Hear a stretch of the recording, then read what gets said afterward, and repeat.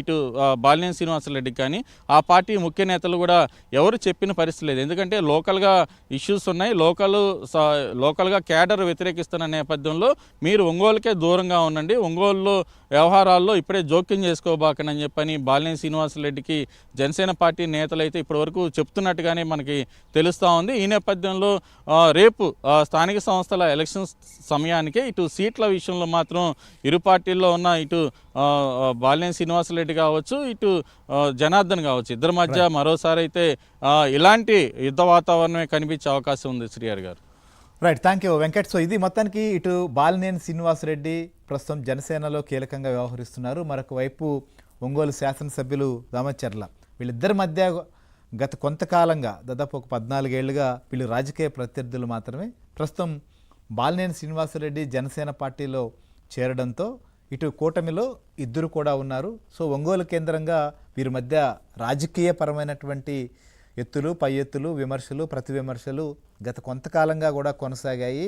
అలాంటి పరిస్థితి ఉండేది. కానీ ఇప్పుడు కూటమిలోకి వచ్చిన తర్వాత కొంత సమన్వయంతో కలిసి పనిచేయాల్సినటువంటి పరిస్థితులు ఉంటాయి. ఎందుకంటే పార్టీ ఏదైనా అంశం తీసుకున్నప్పుడు ఇటు జనసేన అయినా, తెలుగుదేశం పార్టీ, బీజేపీ 3 పార్టీలు కూడా కలిసి ఒక సమన్వయంతో వెళ్తున్నాయి ఏ ఇష్యూ పైనైనా సరే.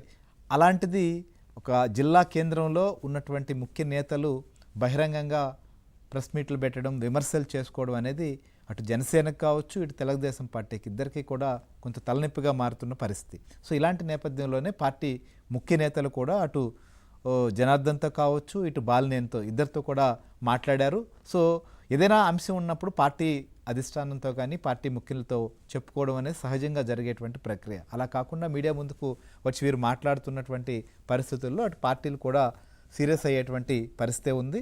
సో ప్రస్తుతం ఒంగోలులో ఈ ఇరువైపుల నుంచి ప్రస్తుతం రాబోయేటువంటి స్థానిక సంస్థల ఎన్నికలు కావచ్చు, పార్టీ కోఆర్డినేషన్తో కలిసి పనిచేయాల్సినటువంటి పరిస్థితి ఉంటుంది. అలాంటి చోట ఈ రకంగా విమర్శలు చేసుకుంటున్న నేపథ్యంలోనే పార్టీ అధిష్టానాలు కూడా జోక్యం చేసుకుని ఖచ్చితంగా సమన్వయంతో పనిచేయాలనేటువంటి విషయంపైనే సూచిస్తున్నది. మరి ఇటు బాలినేని కావచ్చు, ఇటు దామచర్ల జనార్దన్ కావచ్చు, ఇద్దరు సర్దుబాటు చేసుకుని ముందుకెళ్తారా, లేకపోతే ఈ రకంగానే వ్యక్తిగతమైనటువంటి విమర్శలు, లేకపోతే అది రాజకీయ ప్రత్యర్థులు ఇతరత్ర వీరికి మధ్య సమస్యలు లేవు ఇప్పటి వరకు. సో రాజకీయపరమైనటువంటి ఇష్యూస్ మాత్రమే ఉండేది. ఆ దశ దాటి విమర్శలు చేసుకునేటువంటి పరిస్థితుల వల్ల మరికొన్ని సమస్యలు రావడం, లేదా కోఆర్డినేషన్ చేసుకోవడంలో కొంత మరింత జటిలమయ్యేటువంటి కోఆర్డినేషన్ కూడా ఇబ్బంది అవుతుంది. సో కాబట్టి భవిష్యత్తులోనైనా ఈ రకంగా వీరు వ్యవహరించకుండా ఉండాలనేది ప్రస్తుతం అటు జనసేన, ఇటు తెలుగుదేశం పార్టీ కూడా కోరుకుంటుంది. మరి చూడాలి ఈ నాయకులు ఎంతవరకు ఆ రకంగా వ్యవహరిస్తారు, ఏ రకంగా ముందుకు పోతారు అనేది కూడా.